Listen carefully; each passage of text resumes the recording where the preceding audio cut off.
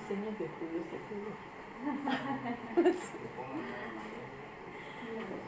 Bueno, dentro de los estudios descriptivos tenemos, como le habíamos dicho, diferentes tipos de estudios descriptivos. Estos son algunos de los millones que hay y de las mezclas que hay de estudios.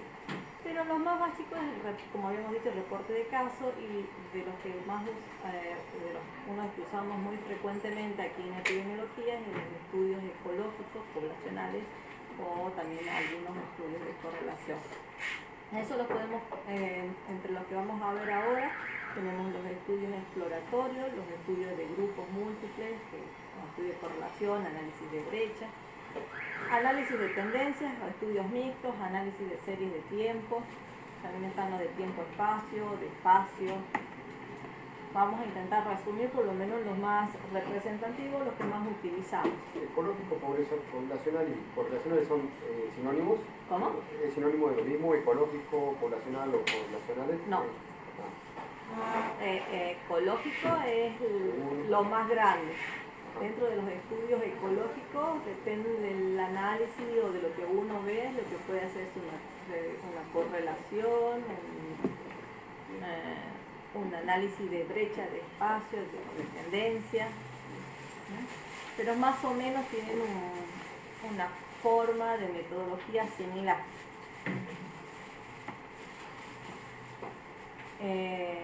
Los estudios ecológicos, que sería el gran conjunto de cómo se llaman a estos estudios, cuya base de unidad de análisis no es individual, sino es la población. En lo que estamos en la parte de gobierno o de implementar o de evaluar medidas de intervención, ya sea públicas o privadas, o lo que uno hace, son muy usadas, porque a veces, digamos, en estos estudios ecológicos la unidad de exposición no actúa a nivel de un individuo, sino actúa a nivel de los miembros o del grupo de una sociedad, o en un sistema de salud. Por ejemplo, la presencia de una nueva ley, la presencia de algún factor nuevo que haya cambiado, incremento de la vacunación, o si ustedes están en un sistema privado y implementan una nueva medida en una fábrica, también sirve para evaluar no solamente si ha modificado individualmente a cada persona, sino en comunidad, en el grupo de trabajadores, cómo ha sido esa modificación. Porque la implementación de implementación de medidas, o los cambios o las medidas, no solamente actúan a nivel de un individuo, sino en el conjunto de la población. Puede ser que actúen y se relacionen de diferentes formas. ¿Ustedes recuerdan cómo es lo que es el efecto del rebaño de una vacunación? Los que están vacunados protegen que no les lleguen a tocar los que no están vacunados. Yo tengo mi población, ¿sí? En mi población tengo un montón de personas. Tengo que lo dibujo con palitos, pero más rápido.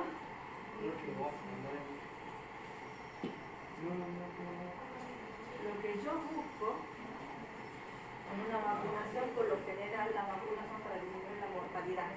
Los que son vacunas con germen único, que no mutan, como son para el sarampión, varicela, la viruela, no tienen tantas mutaciones como gripe, además se disminuye la morbilidad. Entonces, el efecto de las metas de vacunas están puestas a un 80% de la población.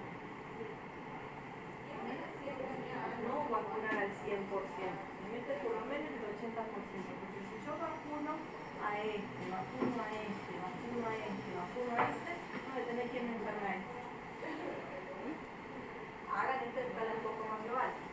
Si ustedes, aquí estoy viendo algunas vacunas, pero si yo tomo esto en cuanto a recursos, capacidad y posibilidad de vacunación, por lo menos si yo tengo un 80-85% para evitar la transmisión de esa enfermedad o el contagio de la enfermedad, me bajan los enfermos. Esto yo no lo puedo evaluar uno a uno, porque no puedo quizás ver el impacto de una campaña de vacunación solamente desde un punto de vista que sería contar cuántas personas se han enfermado. cuando morir, o cuántas en el o ir siguiendo a una por una, a ver si se enferman llamando por teléfono y haciendo un estudio individual. Porque lo que yo estoy viendo es el efecto poblacional. ¿Sí? Yo quiero ver cómo todos estos analizados en este central. Que si no hubiera tenido ese, quizás este estaría mal. Y si yo tengo una baja cobertura, voy a tener en teoría más muertes. Pero eso se ve a nivel poblacional. Es el peligro de la baja de vacunación en la sarampión, por ejemplo, que podría aparecer brotes que antes no estaban vacunados. Nosotros tenemos la vacunación obligatoria por ley. ¿Sí? La ley implementada por Shelby, pero antes de Shelby nos obligaban a los padres que tenían algún subsidio del Estado, que tenían el plan o algo así, a tener la vacunación y el control de salud de los chicos, si no, no le pagaban el plan. Hay otros países como Brasil que no es obligatoria la vacunación, es voluntaria. Entonces hay lugares donde no llega la vacuna, hay grupos sociales y grupos religiosos que son antivacunas, entonces no se vacunan los chicos. Sarampión, varicela son enfermedades que se transmiten muy fácilmente, tienen un nivel muy alto, entre 8, 10. Entonces, si hay uno, se contagian casi todos. ¿Sí? En mi época sí se veía cuando no había tanta vacuna, pero ya en el 71, yo llegué en el 77, 78, que me tocó la vacuna del sarampión, yo no me contagié de sarampión. ¿Cuándo se implementó la vacunación obligatoria de sarampión? No me acuerdo, pero a mí me la pusieron. Hasta la de la viruela tengo puesta. La variólica. Ya no se puede la viruela, ¿verdad? No, los que estábamos en zona limítrofe, en provincias limítrofes, cuando fue la última parte de la erradicación de la viruela, que recibimos la vacuna de la viruela. Yo soy de Jujuy, entonces en esas provincias limítrofes se nos ponía la antivariólica, creo que fue hasta 1980, quizás un poco antes. Puede ser que antes, porque yo sé que mi hermana más grande, del 75, yo del 77, las tenemos. No me fijé si mi hermana más chiquita la tiene. Pero eran campañas de erradicación, ya estaban erradicando la viruela. Pero eso fue fácil, digamos, no fue fácil. Es menos complicado el tener un germen que no mute. Al mutar ya te desactualizas. Bueno, entonces por eso son importantes estas medidas de salud pública, estos tipos de estudios, los tipos ecológicos. Solo se pueden estudiar los efectos de estas propiedades con diseños ecológicos. Los países con leyes sobre el uso obligatorio de cinturón de seguridad tienen menores tasas de mortalidad de accidente por accidente automovilístico. También podría evaluarse mediante el uso del cumplimiento o no de la ley, porque que tengan una ley no significa que se use. ¿Sí? Hay un montón, está la ley de denuncia obligatoria de las personas con cáncer. De ahí a que tengamos denuncia por cáncer es otra cosa. Pero también está la ley de no fumar en lugares cerrados. Y esa sí la implementa. Porque estuvo con si está implementada y si se puede medir quizás la disminución de los cánceres o de algunas enfermedades relacionadas con tabaquismo y tabaquismo pasivo, por medio después de la implementación de la ley. Si está de trabajo ese de Guille, lo hice. Yo le bajé los dos míos. No, pero pasé lo que yo hice, que sabía, ya voy a buscar el de Guille, que es de la implementación de la ley, pero no me acuerdo si es un transversal o es ecológico.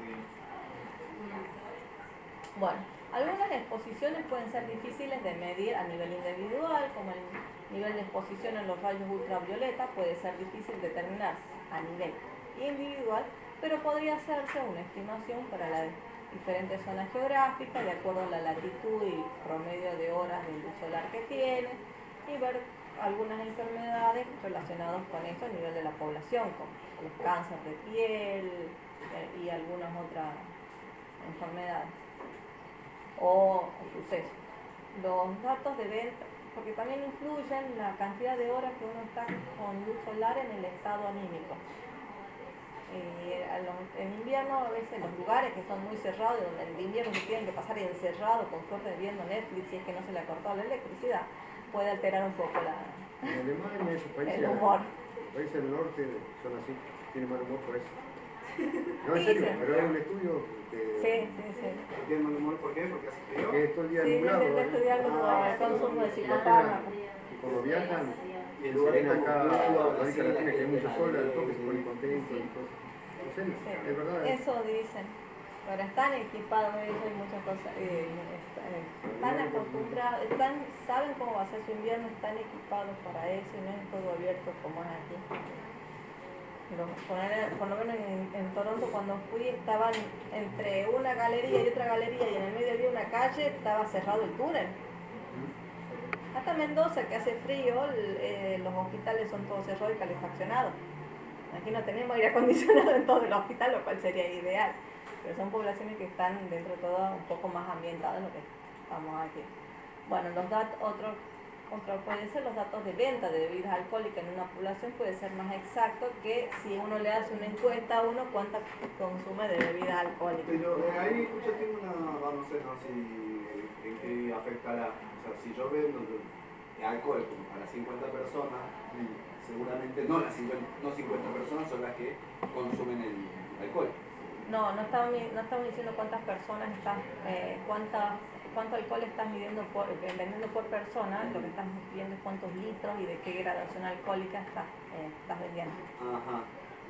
Si eso se relaciona, quizás en los días que tengas más venta de alcohol, hay más accidentes de tránsito. Claro, por ahí. Mm. Claro, y eso sí puede ser una medición precisa. Claro, porque podés vender una botella de vino está calculada en una cena para 4 personas, por lo menos eso es lo que te hacen los cálculos los sommelier, pero dígame, ¿quién toma una sola copa de vino en una cena de fin de año? O una botella de Fernet, debe ser por lo menos 5 o 6 personas. Ya sé, no se rían, sé que una botella de Fernet no da eso, no da para eso. Pero esos son los cálculos que uno tendría que hacer, que le hacen el sommelier cuando le va a vender el paquete de la venta de alcohol. Bueno, ¿cuáles son las características de estos estudios? Dentro de todo son fáciles, si uno tiene el escrito sabe lo que quiere, pero son menos complicados quizás de que un estudio de seguimiento. Las unidades de análisis de la población o los grupos, la unidad de análisis es la población, como venimos insistiendo, o un grupo de población y no una persona o un individuo.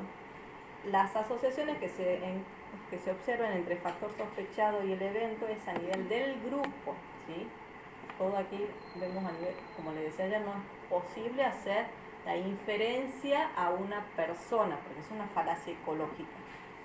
Siempre la población está representada por un indicador, ya sea una tasa, una proporción o algo que represente, que es una medida de resumen que nos indica esa característica, que es un indicador promedio del evento en ese grupo o en esa población. Bueno, entonces, ¿qué es lo que nos va a permitir? Las características permiten la evaluación de múltiples niveles de exposición. Por ejemplo, podemos ver en varias provincias al mismo tiempo, si se observa si el resultado es más frecuente que en los grupos donde no hubo exposición. Por ejemplo, podemos ver en cuanto a tabaquismo, como decía, la implementación de la ley antitabáquica no fue de la misma forma en todas las provincias de la Argentina ni en el mismo tiempo. Se puede ver si ese impacto, si en las provincias que en algún momento estuvieron con la ley y otro momento estuvieron sin la ley, si hubo una modificación, o aún en la misma provincia, antes y el después de la implementación de la ley. También hay que tener en cuenta que hay otras cosas, ya, las leyes, al evaluar la implementación de las leyes, hay leyes provinciales y hay leyes nacionales. Puede ser que haya estado en vigencia una ley nacional, pero a nivel de la provincia no. Entonces es diferente nivel de análisis. Un grupo puede ser desde un hogar, una escuela, un hospital, una provincia, ser la residencia, fue la dirección de epidemiología, las personas que trabajan en el CIPROSA. Por lo limitado de sus mediciones puede ser más susceptible de sesgo que los estudios que se basan en informaciones individuales, ¿sí? Acuérdense que aquí estamos viendo ya vieron algo de lo que son las medidas de resúmenes. Yo tengo un montón de datos y los quiero resumir en un solo valor. Entonces yo intento buscar el mejor posible, pero no significa que sea el ideal. Pero los sesgos van a estar dados muchas veces por la unidad de análisis, por las limitaciones están muchas veces debido a la fuente de datos que se usa y a los otros factores que pueden estar influenciando en eso. ¿Hay alguna cantidad mínima de personas para incluir en ese tipo de, para que sea un grupo? No estamos hablando de personas. Volvemos a ¿cuál es la unidad de análisis? Por eso, ¿cuál sería la menor cantidad de gente para que esté incluida en esa población? Tiene que ser una población.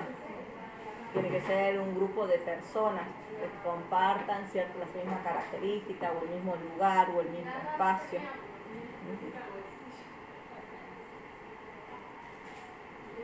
No es de individuo, y eso sí es importante que quede claro. Exacto. Aquí veo tasas, o veo porcentaje de, o veo proporción de, pero no veo número de personas. A ver, si yo quiero hacer un análisis de tendencia o veo la tasa como ha ido modificando por semana, por mes, por año, pero es el número de enfermos sobre la población.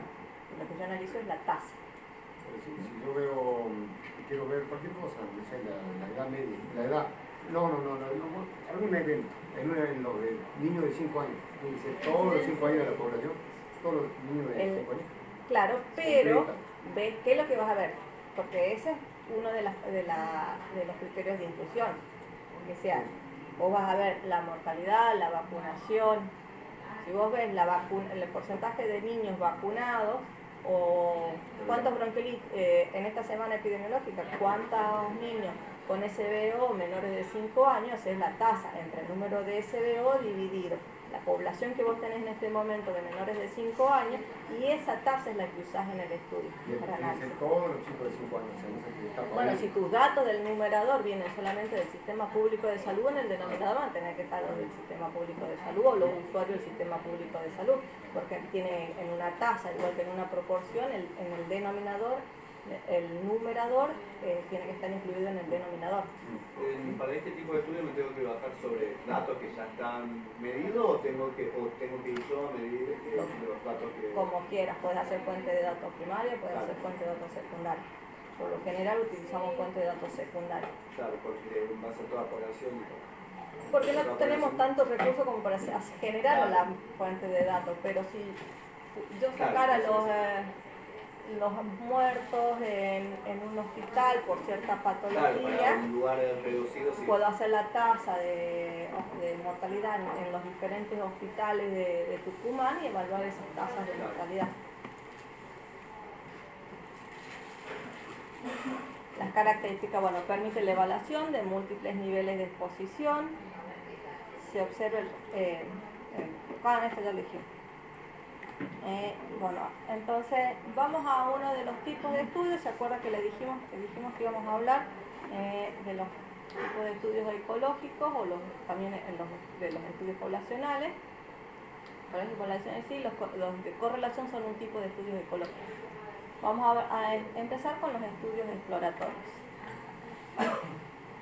Los estudios exploratorios se compara la tasa de la enfermedad entre regiones o características durante el mismo periodo o a través de diferentes periodos.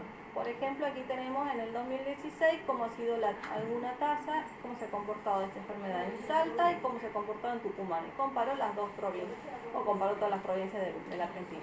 Y aquí hay otro en el cual es Tucumán, pero en diferentes periodos de tiempo. En ninguno de los dos casos se hace una comparación formal con otras variables del grupo y el único propósito es buscar patrones espaciales o temporales que podrían sugerir la hipótesis sobre la causa. ¿Sí? Aquí le traje un estudio, digamos, hay un ejemplo de un estudio exploratorio en donde estudiaron las variaciones de la prevalencia del labio leporino, el paladar hendido, de acuerdo a la raza de los padres y el lugar de nacimiento de la madre en el registro de nacimiento de California. Aquí sí apenas pueden ver, hay un gráfico en donde está la prevalencia del labio leporino, de paladar hendido. Esta es la prevalencia y estos están los tipos de razas evaluados. El número 1 es que tienen es la igualdad y en la barra el intervalo diferente. Entonces aquí pueden ver como en el riesgo de prevalencia, dependiendo de cada raza, ha sido diferente. En la raza de afroamericano ha tenido por debajo un riesgo de prevalencia menor al 1, ha tenido incluido el intervalo de confianza de 0,56. Es decir, o era muy baja la población estudiada, pero se podría decir que era como un factor de protección el ser en esta población. Tuvieron menos prevalencia que el con el cual estaban comparando. Los nativos americanos tuvieron por arriba, los japoneses no hubo una prevalencia de 1, pero el intervalo de confianza está incluido ese 1, y los chinos también está incluido la comunidad asiática, los chinos. Separaron los chinos en los asiáticos, japoneses y africanos y japoneses, también incluido. Es decir, no hubo diferencia en la prevalencia, pero sí en la razón de prevalencia, como ven la diferencia entre afroamericano y americano nativo. O sea, ese gráfico me indicaría a mí de que los nativos americanos tienen más probabilidad, o cómo lo llamaríamos. Tienen un riesgo de prevalencia, tenés un riesgo de prevalencia de tener labio leporino en esta comunidad comparada con los americanos. ¿Sí? Todo esto, lo que no está graficado, cuál es el que usaron cuál usaron de comparación. La razón de prevalencia comparo con alguna prevalencia. Bien. Bueno, si yo quisiera realizar un estudio sobre las diarreas en la Villa Mariano Moreno, como venimos viendo en el curso, nos hacemos primero la pregunta de investigación. Podría ser, ¿existen más casos de diarreas en la zona de la Villa Mariano Moreno? El título quizás podría ser incidencia de diarrea en una población periférica del Gran San Miguel de Tucumán. Como para no echarle decir, bueno, también puede ser en una localidad, en una zona o en la Villa Mariano Moreno. Objetivo del estudio: estimar la magnitud de diarreas en la zona de la Villa Mariano Moreno durante el 2016, mediante la comparación de la incidencia de diarrea en regiones sanitarias contiguas. Porque para yo decir que en la villa había más diarrea, tengo que hacer alguna comparación, ya sea con datos previos de la misma zona o con algunas otras zonas en el mismo momento, como dijimos aquí en este gráfico. O comparo la Villa Mariano Moreno con las otras regiones alrededor, o la Villa Mariano Moreno a diferentes momentos del tiempo. Por eso, lo que vamos a hacer un estudio, podría ser un estudio ecológico exploratorio. Bueno, se sospecha que en la Villa Mariano Moreno hay más diarrea que en otras zonas. Los datos los podría obtener del Sistema Nacional del SNBS en cuanto al número de casos, pero como yo necesito la tasa, necesito la población, están las proyecciones poblacionales del INDEC. Y también a nivel provincial están las proyecciones poblacionales por municipio. El tipo de análisis se puede hacer, una estimación de tasa, la razón de tasa, riesgo relativo, razón de prevalencia sería, y con su intervalo de confianza. Entonces, vamos a ver. Después vemos qué conclusiones sacamos. Entonces, después de sacar los datos y analizarlos, se resumió todo en esta tablita, en donde se ha comparado la Villa Mariano Moreno, se ha visto según las áreas operativas: Villa Mariano Moreno, noreste, noroeste, sudeste, sudoeste, Yerbabuena, todas las áreas, el total de las tasas de diarrea en el área programática centro, y las tasas de diarrea a nivel provincial. Si bien yo quería saber de la Villa Mariano Moreno, tuve que usar las otras áreas y verla a nivel del área centro, a nivel provincial, para tener punto de comparación. ¿sí? Porque voy a hacer el mismo momento en diferentes lugares. Entonces, por lo general, para buscar con cuál voy a comparar en un riesgo relativo, porque aquí tengo el número de casos, el número de la población, con eso saqué la tasa, veo cuál el que tiene la tasa más baja, que en este caso fue la sudoeste, es la que voy a usar de punto cero de comparación. A ver, sí, la Villa Mariano Moreno tuvo menos diarrea, menos tasa de diarrea que la sudoeste. La noroeste, la noreste, noroeste y la sudeste. Y ahí la yerba buena, que son las áreas centro. Compara también con el área centro y también con la provincia. Teniendo en cuenta que este sería el mejor escenario o lo que es la tasa más baja posible. Entonces se midió el riesgo relativo y el intervalo de confianza, ¿sí? Para ver si este riesgo comparado con la Villa Mariano Moreno, con el área sudoeste, tenían menos diarrea. Bueno, ¿quién me puede decir qué me indican los datos de la Villa Mariano Moreno? La Villa Mariano, a ver, no sé dónde queda la Villa Mariano Moreno, ¿el sudeste? No, ¿dónde? La otra área, el norte. Moreno. Cuando Bueno, vas entrando. Buena es el que más tiene. En la Villa Mariano Moreno es el área donde estás cuando vamos entrando por el acceso norte. El 17% mayor, ¿verdad? Sí. Tiene mayor o menor riesgo de tener diarrea que el área sudeste. Mayor. Mayor, sí. Y eso está, el intervalo de confianza está incluido el 1, No. entonces es significativa esa relación. Y yerbabuena, comparado, tiene más o menos que la sudeste. Y el riesgo de tener diarrea en yerbabuena es mayor o menor que en la Villa Mariano Moreno. Bastante. ¿Eh? Entonces, si bien yo estoy buscando las diarreas en la Villa Mariano Moreno, pero tendría que ver qué es lo que ha pasado en yerbabuena. Bueno, de todas formas tiene sus limitaciones, como todo estudio ecológico. En la zona donde pueden existir puntos de mayor riesgo se enmascara por el promedio regional. Quizás como yo estoy viendo, ¿cuál fue mi fuente de datos? ¿Se acuerdan?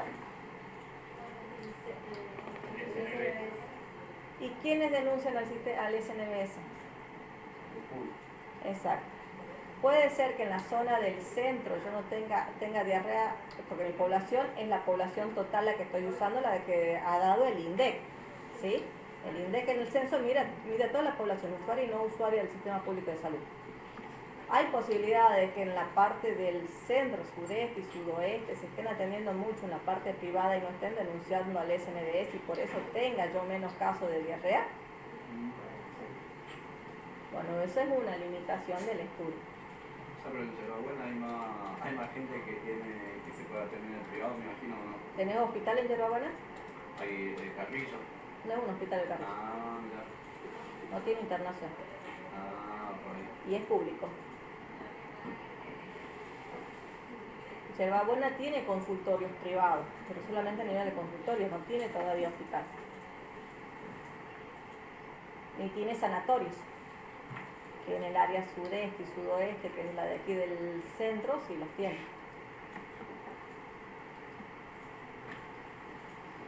Bueno, otros tipos de estudios ecológicos, diseños ecológicos de múltiples grupos, es donde voy a relacionar, digamos, se relacionan varios factores, tenemos entre ellos el estudio de correlación, regresión y de correlación. Se evalúa la asociación entre el nivel de exposición promedio y la frecuencia de enfermedad entre varios grupos geopolíticos, que pueden ser provincias, departamentos, países. El análisis se hace por medio de gráfica y características, un gráfico de dispersión, y los análisis usuales son el análisis de regresión. El más simple es la regresión lineal, pero hay diferentes tipos de regresiones.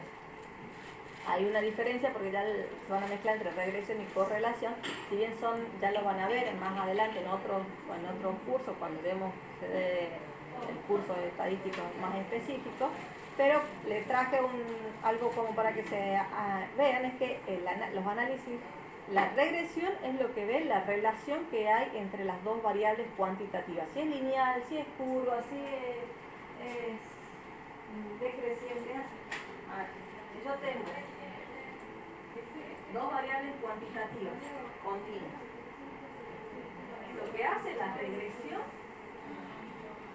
es ver si esto es lineal, si al unir las dos tazas, los puntitos tienen alguna forma, o es así, o no lo tienen, o así. La correlación me lo cuantifica, me da un valor para que yo pueda estimar. Esto sería menor a 1. Si es uno ascendente, tiene una regresión lineal que tiene un RO de 1. Un R más 1. O no tiene 0. Por eso la correlación mide el cuánto y la regresión es más en la forma. Porque dependiendo de cómo se relacionan ese tipo de regresión, es que yo puedo hacer algunos análisis estadísticos. Esa que es una línea sola es una regresión lineal. Entonces hay ciertos estudios que se pueden hacer, pero no todas las cosas tienen una hermosa regresión lineal para hacer un análisis de regresión lineal. Como les decía, los estudios miden 2 o más variables y se pretende establecer si están o no relacionados y en qué grado de relación.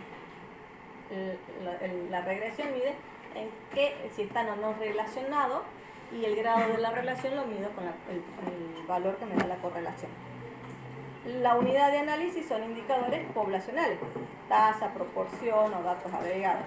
Se utiliza para conocer cómo se está comportando una variable conociendo el comportamiento de la otra.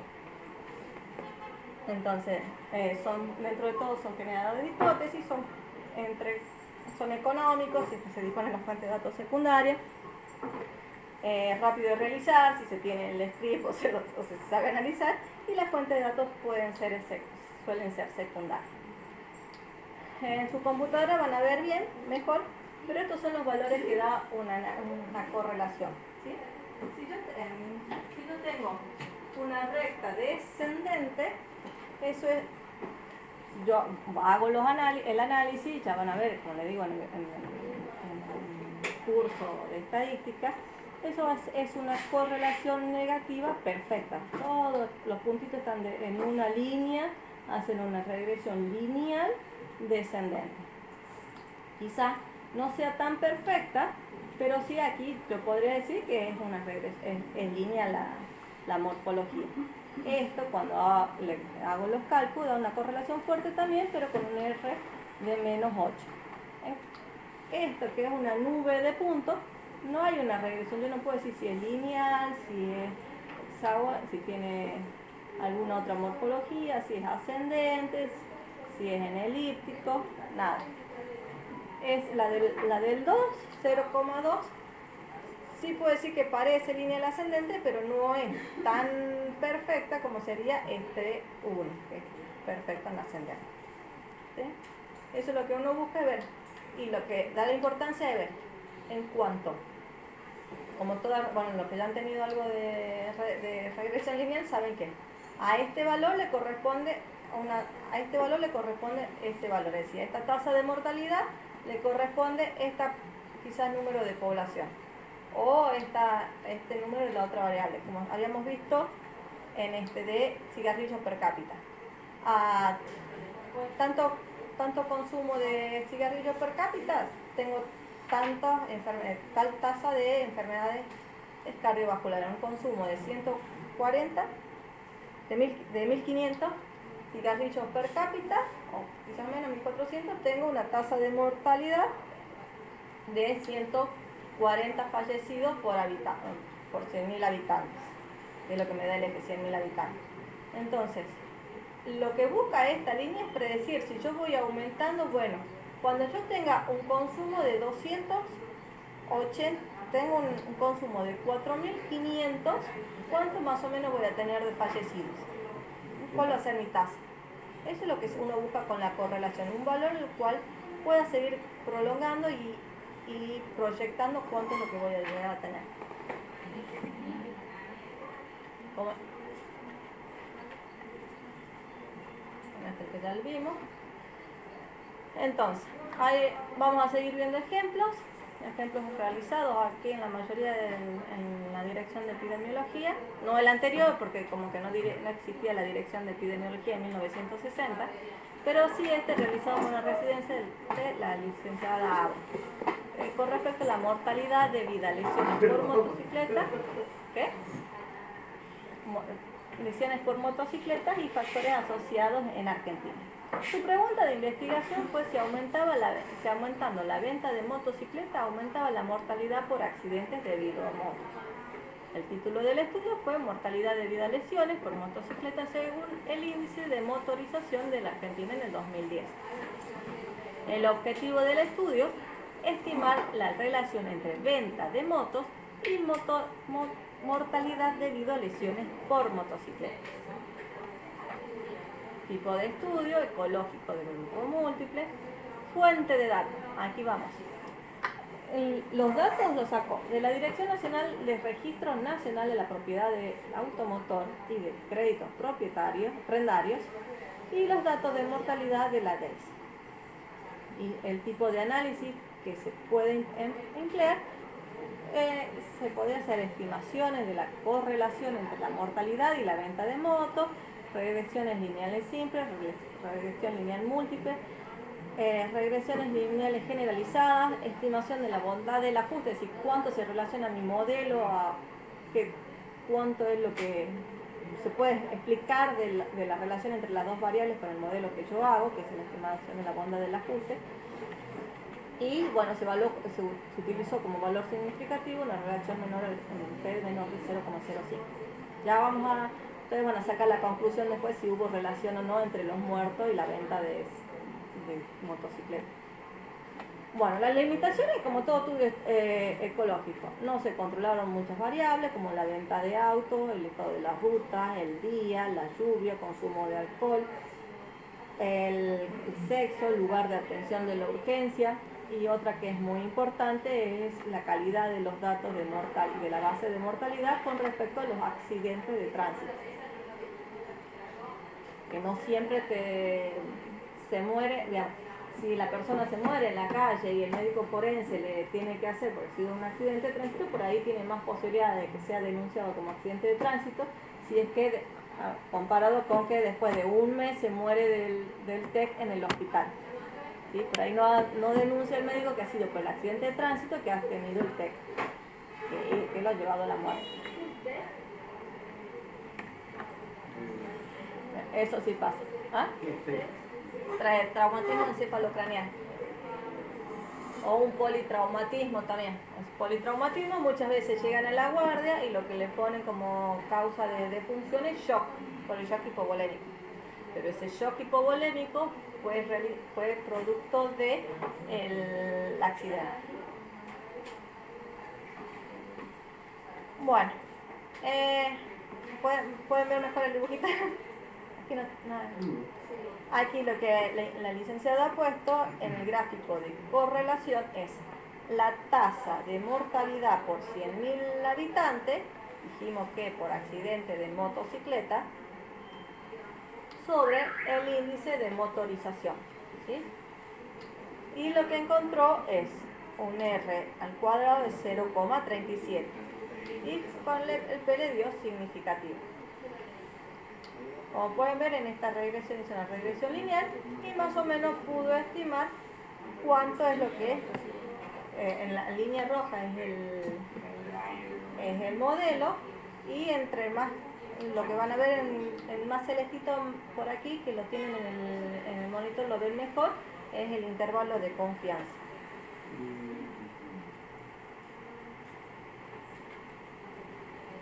¿Son localidades o qué son en ese caso? ¿Cómo? Son provincias de la Argentina. Bueno, el 37% de la variación de la tasa de mortalidad podría explicarse por el índice de motorización. digamos, esta es la tasa. El R al cuadrado lo que me dice cuánto explico por cada unidad de esto que aumenta, ¿sí? Entonces yo puedo explicar esta relación. El 37% del modelo está explicado de las muertes están explicadas por el índice de mortalización. También se tuvo en cuenta que el efecto que ejercen las necesidades básicas insatisfechas, la cobertura de salud, el estado de civil divorciado separado, y pudieron dar en los diferentes modelos un R cuadrado diferente, bueno, 40, también siendo significativo. El índice de motorización explica por sí solo el aumento de la tasa de mortalidad debido a lesiones de motocicleta en un 37%. Bueno, lo cual era de esperar. Si se venden más motos, se pueden llegar a morir más la gente por accidentes.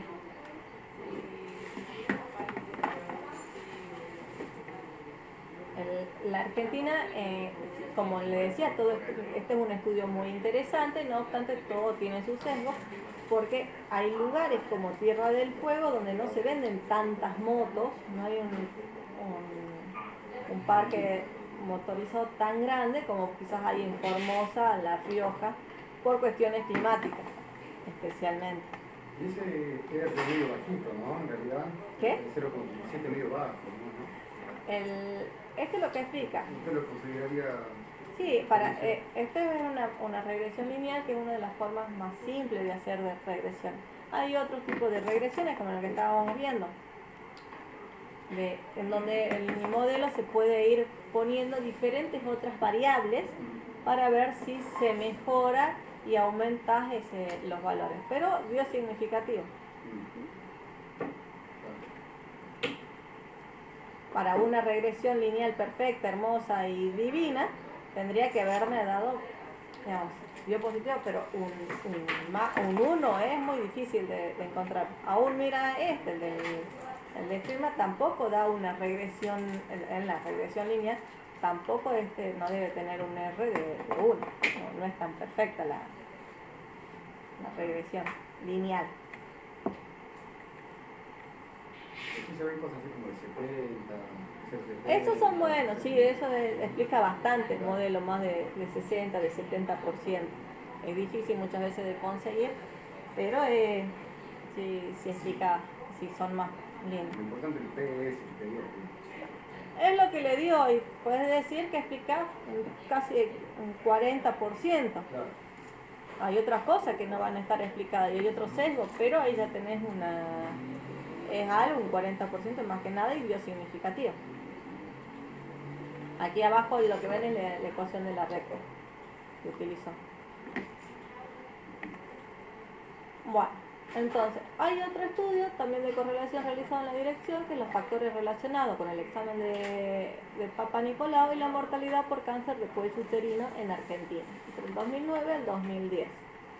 Uno intenta que la detección temprana de cáncer de cuello uterino o las lesiones preneoplásicas de cáncer de cuello uterino, al tratarlas y una detección temprana, disminuye la mortalidad por esa enfermedad. Eso es el principio de la realización del Papa Nicolau todos los meses, todos los años. O si es una lesión sospechosa, tratar y volver a repetir el Papa y la colposcopía. Bueno, el objetivo del estudio fue estimar la relación que tiene la realización del Papa Nicolau, por un lado, con los factores socioeconómicos, demográficos por otro, y la mortalidad por cáncer de cuello uterino. Hay ciertos cánceres y ciertas enfermedades que ya están demostrados que los diferentes niveles socioeconómicos tienen alguna influencia.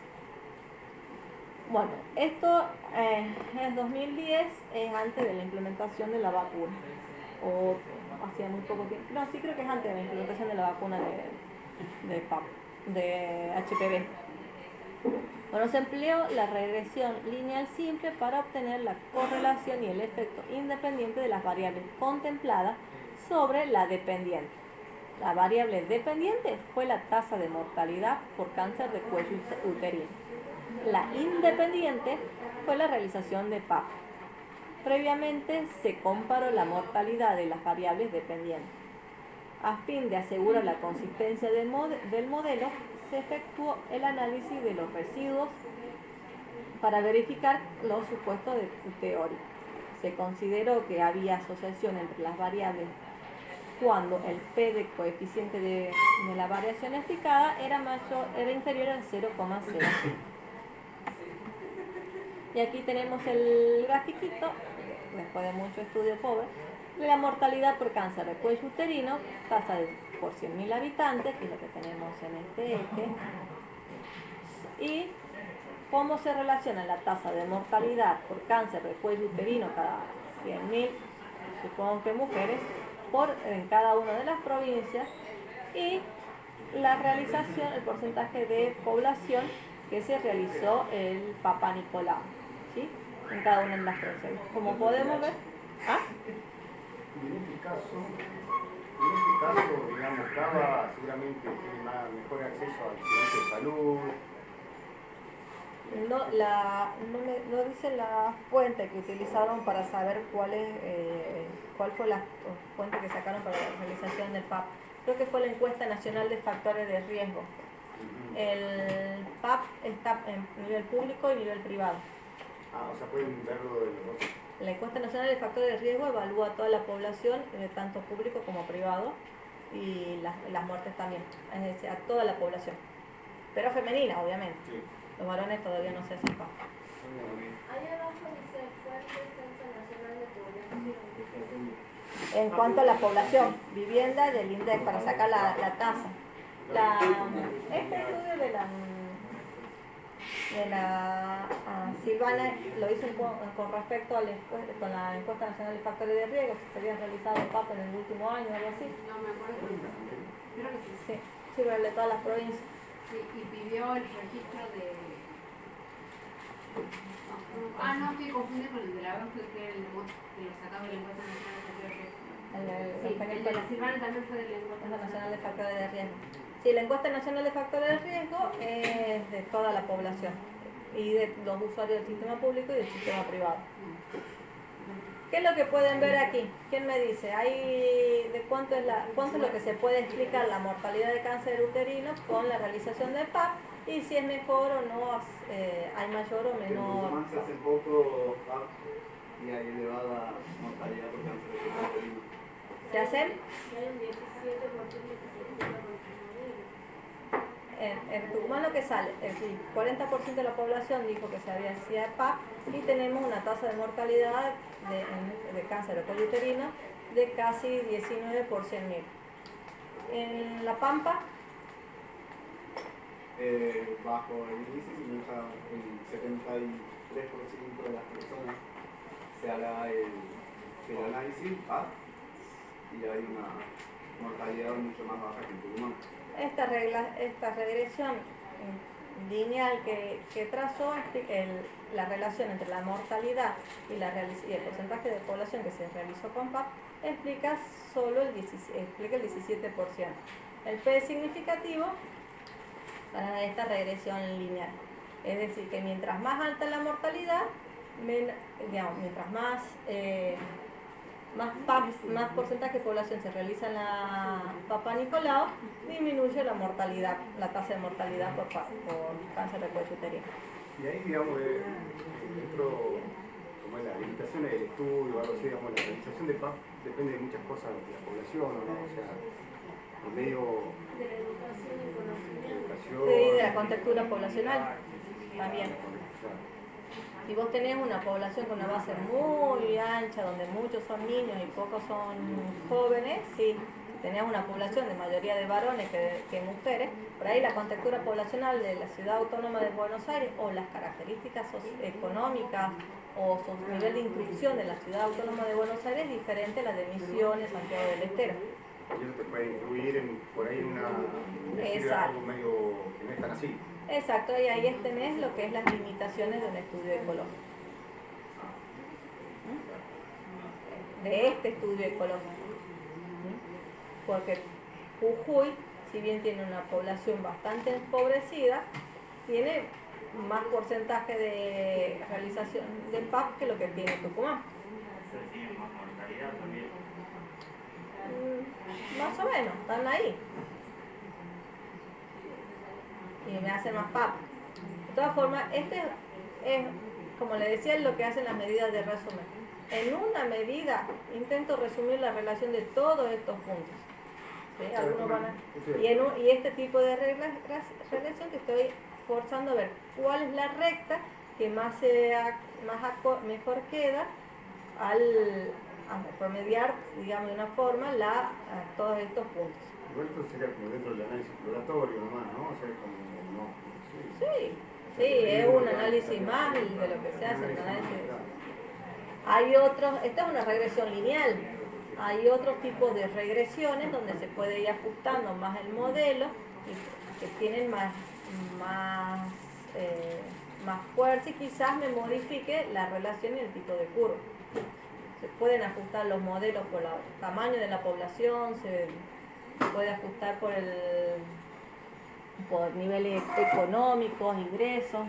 En una regresión lineal se pueden poner diferentes factores que quizás mejoren o no el modelo.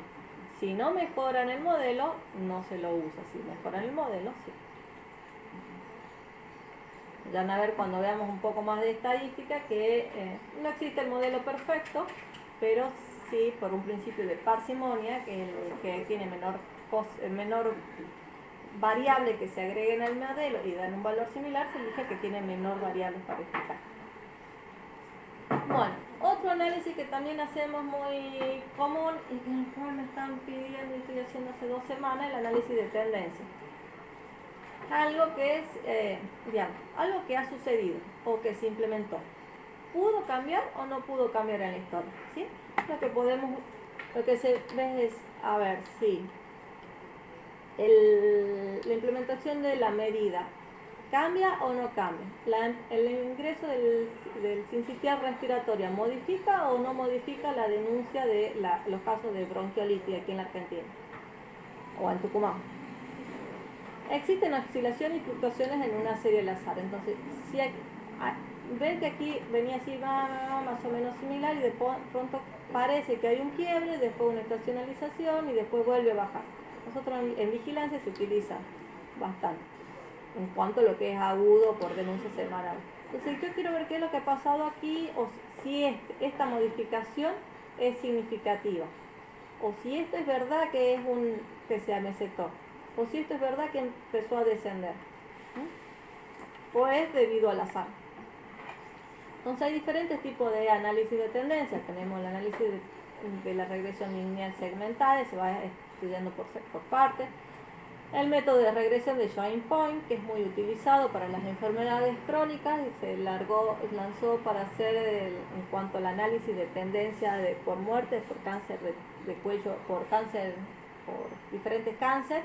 El Instituto Nacional de Cáncer es un programa gratuito que se ha ido actualizando y en las últimas versiones se pueden hacer no solamente análisis de mortalidad por cáncer, sino de tendencia de mortalidad por cáncer, sino de diferentes patologías. Se puede hacer por año, por mes, por semana, por cualquier otra unidad de tiempo que sea medida de la misma forma. Ya sea por tasa o lo que ha implementado de nuevo el programa de Joint Point es hacerlo por número de personas. No solo por porcentaje o proporción o tasa. Hay otro tipo de análisis que es de regresión de puntos de inflexión y otros modelos segmentados de Poisson. Es útil para identificar y describir la aparición de cambios significativos a lo largo de una serie de tiempo. Identifica el momento en que se producen esos cambios significativos en la tendencia y estima la tendencia observada en cada intervalo correspondiente. Bueno, aquí tenemos como podrán ver aquí lo que hay un estudio de segmentos, de esta y de este segmento. ¿Sí? Esas rectas como regresiones lineales individuales. Identifica la existencia de cambio en la tendencia estadísticamente significativa y busca los puntos de intersección o puntos de inflexión. Muestra el número de joint point en el año que se observa con un intervalo de confianza 95 y el porcentaje de cambio en el cual significa. Aquí lo que ven es esa tasa de mortalidad entre el 2 por 100.000 habitantes entre el 2001 al 2020, yo podría analizar cuál es el rol de esa recta y cuál es el de esta, ¿sí? Para saber si esta recta ideal y esta otra recta ideal, se puede hacer diferentes tipos de otros estudios. Uno podría ver, es un análisis de segmentos, para si son igual o son diferentes. Otro análisis, el de joint point, que me dice que entre todas estas barritas, que en realidad van a ser puntos, a dónde cae la inflexión, que hay una diferencia significativa con las anteriores. Eso el joint point mide el porcentaje de cambio. O sea, ese sería, por ejemplo, el del 2009. Ahí lo que me da en este modelo es el 2009, ese punto de inflexión. Que antes del 2009 tenía una tendencia ascendente, abajo está en la referencia, entre el 2001 al 2010, el porcentaje de cambio anual era de 9,39%. Es decir, cada año iba incrementándose de forma positiva un 9,38% la tasa de mortalidad por 100.000 habitantes. A partir del 2010 hasta el 2020 ya no fue significativa esa modificación y lo que se modificó fue de 0,47% por año. Este se ve bonito y a ojo uno más o menos puede ver, pero si ven ustedes ven los números, si ven en la pantalla de su computadora, no es que la línea vaya por encima de las barras, la línea es el mejor, no es un promedio, digamos, depende, uno puede elegir diferentes tipos de medidas, pero es la que se adecua mejor a este modelo, ¿sí? Algunos están por arriba, otros están por abajo, pero es la que pasa más cerca de todas. Si uno le agrega diferentes variables al modelo, esa recta puede cambiar y esa pendiente también. Aquí tenemos la razón de mortalidad materna comparada en el análisis, aquí bueno, está mal, es razón de mortalidad, no está sacada, 100.000 nacidos vivos, en el análisis de joint point. Entonces, durante el año, desde el 2000 al 2015, se quiso evaluar si la razón de mortalidad materna, es decir, las muertes maternas divididas el total de nacidos vivos, había alguna modificación. Entonces, en el análisis de joint point, lo que dio es que hubo un cambio significativo en el año 2003. Aquí podemos ver que en el periodo entre el 2000 al 2003, si bien hubo un ascenso, o por lo menos el modelo estimó un ascenso del 9,6% por año, no fue significativo. Pero sí fue significativo el descenso entre el 2003 al 2015. Pero como ven, el modelo lo que hace es estimar la línea en la cual se acerca mejor a... ¿Y esos cambios que se podrían deber? Y eso es lo que no se puede explicar solamente con un estudio.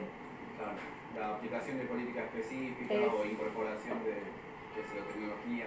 De tecnología, la mortalidad materna también está relacionada con los niveles socioeconómicos, está relacionado con la cantidad de partos que se realizan, la cantidad de embarazos, políticas de planeamiento, de planificación.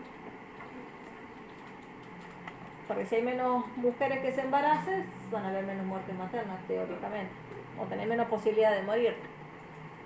Si hay mejores políticas de salud, aumento la centralización. En Tucumán se tomó la política de partos institucionales, de centralizar los partos. Es decir, una mujer embarazada en trabajo de parto en Tucumán tiene que ser derivada a alguna de las maternidades habilitadas. En cuanto a la parte pública, es decir, si yo recibo una paciente en tranca, en trabajo de parto, si llega, depende de la dilatación que tiene, pero si puede llegar a Tucumán en 40 minutos, que es el tramo que tengo hasta la maternidad, la tengo que derivar. ¿Sí? No se hace el parto en tranca porque no tiene maternidad. Lo que pasa en Aguilares, si Aguilares recibe en la guardia una paciente en trabajo de parto, si llega a Concepción se la manda en la ambulancia a Concepción y no se hace el parto ahí. la única forma que se hagan los partos en Tucumán en hospitales que no tengan maternidades es que ya no, que no llegue hasta el lugar más cercano donde haya una maternidad. Porque es mejor hacerlo en el hospital que hacerlo en la ambulancia o que lo haga en la calle. ¿Cuáles son los hospitales que tienen maternidad? Los que tienen maternidad de Concepción en el sur, Monteros, la maternidad, el Instituto de Maternidad, el Hospital del Este, el Hospital Avellaneda. Alguno de esos lo tienen que derivar. Los que se hacen además más partos porque no llegan, ya llegan en expulsivo o dilatante, son también Tafí del Valle, porque tienen que bajar. También está la política de que las personas de alta montaña, que están ya con 8 meses de embarazo, 36, 34, 35 semanas de gestación, se bajan al hospital más cercano, de segundo nivel, para que sean derivados cuando empiecen el trabajo de parto. No sé, las que se tienen que programar el parto por cesárea, sí, pero que uno programe no significa que el chico le vaya a hacer caso. Entonces, si vos estás en Ancajuli, tardás un tiempo en bajar, si no en helicóptero.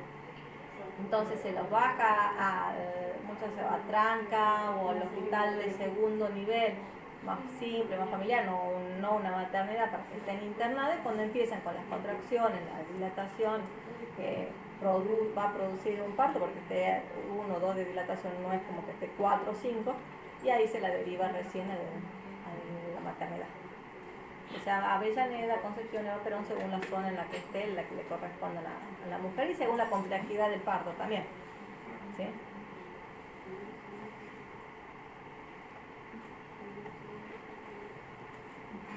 Bueno, la tendencia de mortalidad por cáncer de cuello uterino, que fue para lo que se hizo este programa de Change Point. Aquí tenemos un trabajo sobre tendencia de mortalidad por cáncer cérvico-uterino en la Argentina. La pregunta de investigación es si había descendido la mortalidad de cáncer de cuello uterino en Argentina. ¿Y cuál es la tendencia global de la mortalidad por cáncer de cuello uterino en Argentina? Bueno, el estudio fue observacional, se identificaron cambios en la tendencia de la mortalidad, bla, bla, bla. Se pueden, en cuanto al... ¿Qué objetivos hubieran pensado ustedes? Si yo quisiera evaluar la tendencia y la mortalidad de cáncer de cuello uterino.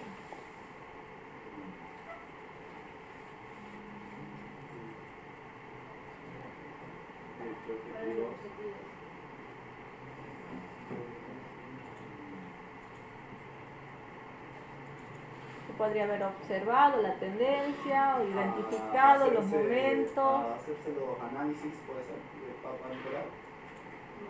Se voy a hacer, sí, la relación entre la realización del Papa Nicolau modifica la mortalidad. Claro. Modificó la implementación del Papa Nicolau obligatorio por la asignación universal por hijo o alguna vez, ha modificado la tendencia. Eso podría ser también en cuanto a implementación de leyes nacionales. Bueno, aquí lo que tenemos es lo que se hizo es un tipo de estudio ecológico de tendencia, con análisis de tendencia. Las fuentes de datos fueron los datos de mortalidad de la Dirección de Estadística e Información de Salud del Ministerio de Salud de Nación, la población estimada por medio del censo del INDEC y sus proyecciones anuales, y la población estándar mundial para poder ajustar las tasas, porque cuando pasan muchos años las poblaciones suelen ir creciendo. Ya todavía no han tenido la parte de ajuste de tasa. Bueno, para los R1 se hacen las tasas, se comparan la cantidad de muertos con una población estándar para ver el efecto del paso de los años, sacando el efecto de confusión que puede dar la población, el crecimiento poblacional o el tamaño poblacional, o la composición poblacional. El efecto de confusión. Algo que me esté modificando mis resultados. Ya lo van a ver más adelante también cómo se controlan. Pero si yo tengo una población, a ver, en este estudio, la población de 1997, la conformación, tendencia de mortalidad por cáncer de cuello uterino. Evaluemos. Primero son las mujeres las que se mueren, ¿sí? Las mujeres Entonces, si yo tengo diferente estructura de la población, en el 97 con la del 2014, tengo, mientras más grande la población, es más avejentada la población, es mayor la posibilidad de que tengan cáncer o algunas enfermedades. Si yo tengo modificaciones en el tamaño de la población, me va a modificar estos valores y me va a estar modificando me va a estar confundiendo el poder comparar con esta población de 1997. Entonces, para evitar esa modificación en cuanto a la estructura de la población, de las formas y del crecimiento de la población, es que se ajustan las tasas, en el cual ya van a ver la metodología, pero lo que hago es comparar las muertes con una población estándar. Es decir, todos tengan una población estándar, solamente evalúo, y con eso lo que me va a dar es un valor que solamente puedo comparar entre ellos, no es un valor real, no es la tasa de mortalidad real en la población, es la tasa que yo voy a usar para compararme con los años anteriores, considerando que la misma población se mantuvo durante todo el año y la misma estructura poblacional. Así no tengo el efecto del crecimiento o de la modificación de la población, que cuando son periodos de tiempo tan largos sí puede influir bastante. El tipo de análisis es un modelo de regresión de Joint-Point y se estimará puntos de inflexión y de porcentaje de cambios anuales, considerando significativo un P de 0,05. Bueno, las limitaciones, como la de todos los estudios ecológicos, y el promedio de tasa de país puede mascarar otras situaciones. Y aquí podemos ver el gráfico de tendencia de mortalidad por cáncer de cuello uterino en Argentina por medio de tasa estandarizada por edad según población mundial por 100.000 habitantes entre 1997 y el 2014. Aquí tenemos el eje de la tasa de mortalidad y según los años cómo ha ido modificándose.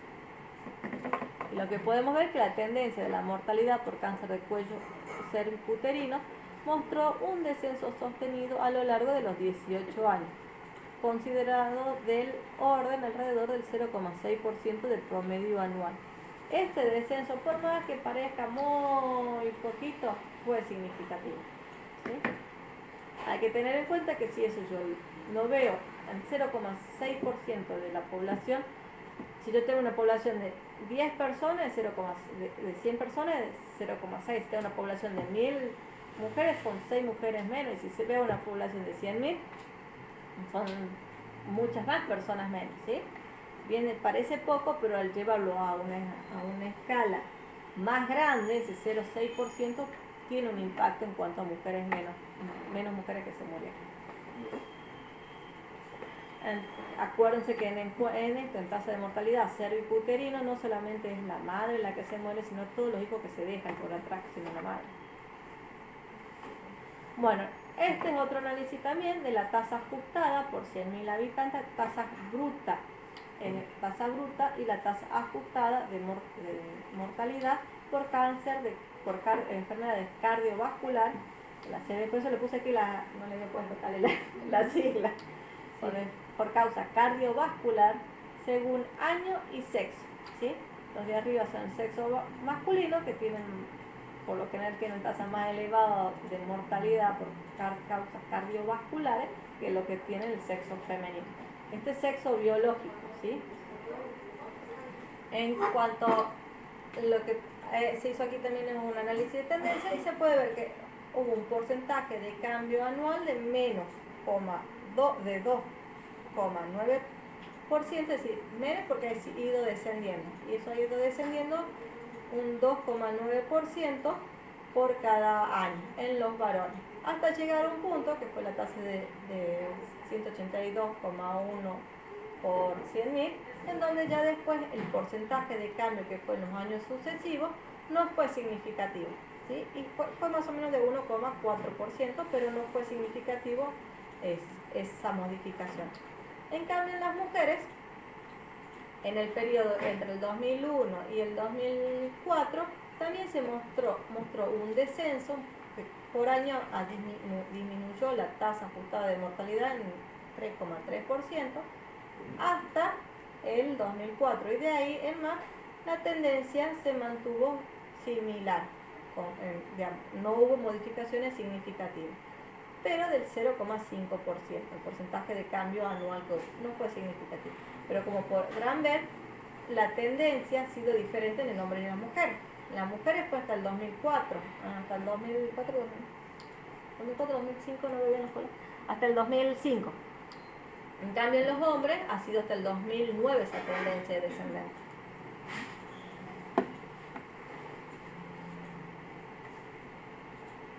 Bueno, vamos a cambiar a otro tipo de análisis, son los análisis de serie de tiempo, son un poco más complejos, que compara la influencia que puede tener en la serie de tiempo una enfermedad, las variaciones temporales de ciertos factores de exposición, como el uso o el consumo de un producto y servicio de clima, o en concentraciones de la contaminación ambiental. La inferencia causal puede estar limitando por los cambios de los criterios de diagnóstico y periodo de latencia de exposición a los efectos de medición. La mayoría de los estudios ecológicos también. Estos estudios de asociación con otros factores, análisis multivariado, tenemos múltiples modelos explicativos y modelos de pronóstico. Por lo general uno hace el que ya en tercer año le explicamos más sobre serie de tiempo. Uno lo que busca analizar en la serie de tiempo lo que ha pasado para hacer un futuro, predecir qué es lo que podría llegar a suceder, para así preparar los recursos de salud, porque con el dólar no funciona aquí en la Argentina. Entonces el incremento de la mortalidad se puede relacionar con la contaminación del aire o la ausencia de epidemia en otras infecciones. Aquí podemos ver en esta figura la asociación entre el aumento de la contaminación medido por materia particulada y el incremento del número de muertes en 1952. ¿Sí? Hay otros estudios en una serie de tiempo que son los que nosotros veníamos viendo. Todos estos estudios también, el análisis que se hizo en este estudio es de tendencia, pero también se pueden hacer otros análisis que son de serie de tiempo, ¿sí? Pero es una serie histórica, todos son casos por año, tasas por año. La forma en que yo voy a analizar los indicadores, los resultados que voy a usar es el tipo de estudio, ¿sí? En una serie de tiempo también necesito esta serie de tasas relacionada con cuántas tasas por año, pero lo que yo operativamente voy a hacer es desglosar, voy a sacar de la serie de tiempo observada, la voy a limpiar para ver todas las cosas que no son explicadas ni por la tendencia ni por la estacionalidad, y así me queda una serie de tiempo limpia y poder hacer mis estimaciones. Pueden ser series de tiempos continuas, con las mediciones u observaciones se hacen de forma continua el periodo de tiempo en un instante tan pequeño que puede, dependiendo de la metodología. Y pueden ser discretas, se observan a través de un momento. Yo puedo hacerlo por año, por semana, por mes. Lo importante de que la serie de tiempo es que la unidad de tiempo sea igual y que en lo posible se midan los eventos de la misma forma, ¿sí? Aquí lo que tenemos es la serie de tiempo de bronquiolitis atribuible al virus sincitial respiratorio y otros virus en la provincia de Tucumán hasta el 2015. Lo que están en flúor es las barritas del número de casos de bronquiolitis. Los que están en las barritas azules o verdes son otros virus.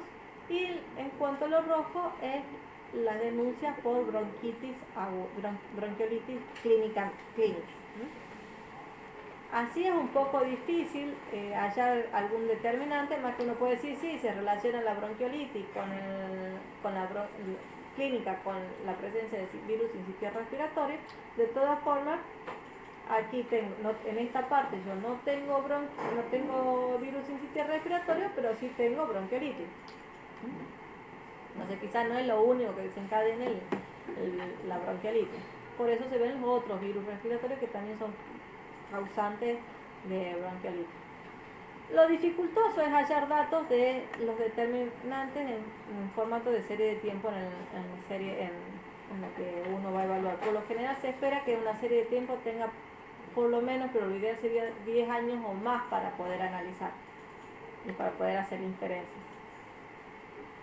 Aquí tenemos otro estudio, que este fue el que realizó el doctor Cali en cuanto a la influencia de factores meteorológicos en las variaciones estacionales de mortalidad por enfermedad cardiovascular en 6 departamentos de la provincia de Tucumán.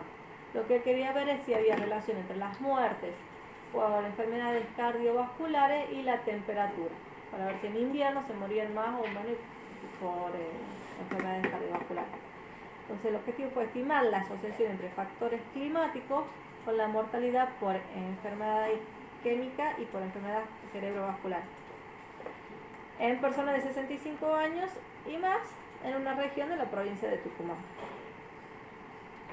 Como pueden ver, en este eje tenemos el número de muertos, que son los que están en rojo, por algunas enfermedades cardiovasculares.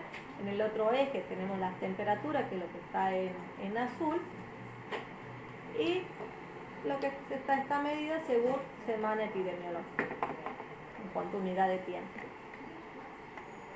Entonces, conclusión, se observó una asociación significativa entre la mortalidad por enfermedad isquémica coronaria y temperatura mínima. Se explicó por sí solo el incremento de las muertes durante el invierno.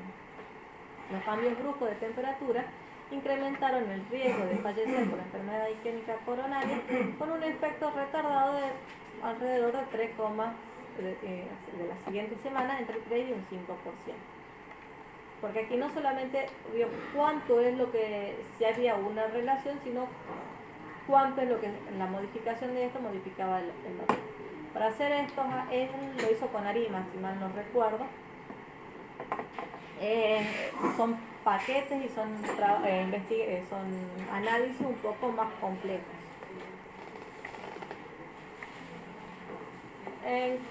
Bueno, entonces la influencia de la temperatura ambiental en la interacción por deshidratación en Tucumán es otro estudio, la pregunta de investigación es: ¿a qué grado de temperatura existe el mayor riesgo de deshidratarse de forma moderada o grave?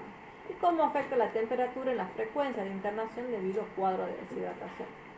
Un tipo de estudio también fue de serie de tiempo, y el objeto de estudio fue identificar la temperatura de corte que indica mayor riesgo de interacción en la deshidratación.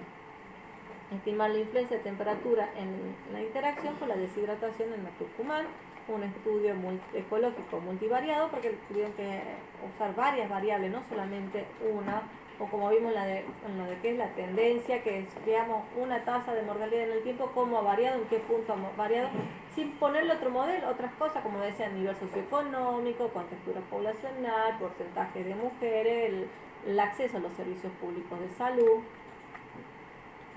Este estudio, las fuentes de datos también fueron los egresos hospitalarios del 2010-2015 y se cruzaron con los datos climáticos, se relacionaron con los datos climáticos del Servicio Meteorológico Nacional.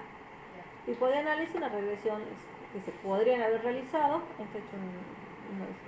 una regresión, podrían haber sido una regresión lineal, la regresión lineal múltiple, generalizado, modelos aditivos generalizados, GAM, pero bueno, considerando, por lo general se considera un P menor de 0,05. Aquí tenemos la serie de tiempo en donde se relacionó, según los años, el número de deshidrataciones, en azul en la velocidad del viento, en rojo la temperatura y la humedad es lo que está, más del 50% del grupo, la humedad en verde. Y lo que se buscaba es ver la relación entre esas tres curvas. Lo que se llegó como conclusión es que cuando en la semana la temperatura superaba los 31 grados centígrados, la posibilidad de internación debido a deshidratación aumentaba de forma progresiva. Por cada grado en que la temperatura que aumenta la temperatura, la posibilidad de requerir rehidratación e internación aumentaba un 88%, independiente de la humedad, de las precipitaciones y de la velocidad del viento. Así que aumentaba aún sea cualquiera el valor que tenga la humedad, la temperatura, la velocidad del viento y las precipitaciones. Bueno, como para ir concluyendo, como ya vinimos viendo y vinimos hablamos mucho de las limitaciones, pero también tiene sus ventajas los estudios ecológicos como primer paso en una investigación en una posible relación entre enfermedad y exposición. son dentro de todo rápido y poco costoso y con información que suele estar disponible. Dentro de las limitaciones no puede determinarse la asociación entre la exposición en una enfermedad a nivel individual, que eso es lo que hablábamos de la falacia ecológica. Y tiene la limitación de la capacidad de poder controlar muchas de las variables confusoras. No se pueden extrapolar directamente de un nivel de análisis a otro. Recuerden, es muy importante, por lo menos que sea, que lo único que entiendo en el estudio ecológico es que lo que no pueden hacer de lo que sea la falacia ecológica, con eso yo ya me doy por conforme. Que no se puede hacer la extrapolación directa de un nivel individual a otro, ya sea hacia arriba o hacia abajo, ¿sí? Del individuo, es decir, que todas las mujeres tienen carácter insoportable porque yo tengo un carácter insoportable. Eso también es una falacia ecológica. Quizá haya mujeres que sean más simpáticas. Bueno, no opino en los varones, sí, hay algunos que están chateando directamente. El análisis del grupo, las dimensiones de contexto o integrales son únicas y no pueden ser explicadas en el ámbito individual. Por ejemplo, la inmunidad de grupo o la de rebaño, que se refiere a la susceptibilidad de infección y transmisión de las infecciones, como el sarampión, que es la que le explicaba al principio. No se puede aplicar de forma individual. Que yo saque en un grupo que estime que el porcentaje de inmunidad sea del 80% en el grupo, no puede decir que yo no me voy a enfermar de sarampión porque no tenga vacuna.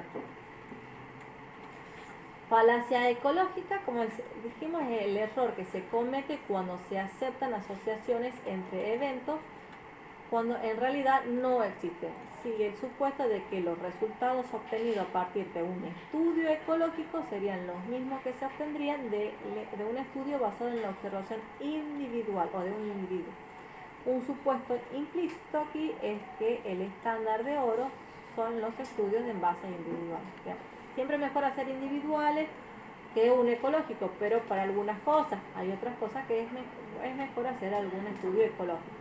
Y independientemente del tipo de estudio que uno haga, si tiene aunque sea un simple descriptivo de corte transversal, si tiene una metodología hecha, controlada lo más posible los sesgos, un buen análisis, aunque sea un análisis descriptivo bien hecho, puede tener mucho más aporte que un experimental con muchísimos sesgos. Entonces no menospreciemos por el tipo de análisis y la información en la cual lo puede estar dando. Los estudios ecológicos pueden estar sujetos a confusiones potenciales por la falta de medición de algunas covariables que rutinariamente no se registran en los reportes oficiales. Porque muchos de estos datos lo que es el informe estadístico de defunción, los casos denunciados al SNBS, las fuentes de datos que nosotros solemos usar tienen una forma de registro, pero tienen un formato de registro que se viene manteniendo durante muchos años, pero las personas que denuncian pueden estar cambiando y pueden cambiar la forma de denunciar. Entonces, rutinariamente no se registra el número de fumadores en una comunidad, factores que podrían ser relevantes en el estudio de casi todas las enfermedades respiratorias. Otro problema es la determinación de la secuencia temporal entre la exposición y la enfermedad. La mayor parte de los estudios ecológicos son transversales, es decir, tanto la enfermedad como la exposición son medidas en el mismo tiempo. Bueno, muchas gracias. Larguísima esta. Es que estudios ecológicos son uno de los más comunes que van a ver. Los que le he pasado ahí a Mariel y le voy a seguir pasando son los estudios que por lo menos le voy a cortar esto.